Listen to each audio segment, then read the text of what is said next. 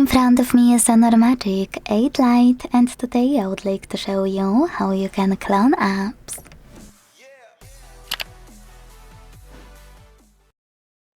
All you need to do is go into settings and scroll to tap on apps available here. Then select App Twin. Click on gray switcher next to any app you wanna clone and wait. So when I go back to check it out, I can see that mine was successfully cloned. To delete this clone, you can either uninstall it like you can any other app, or you can go back to the same section in settings and tap on blue switcher. Wherever you decided, confirm your choice in the pop-up.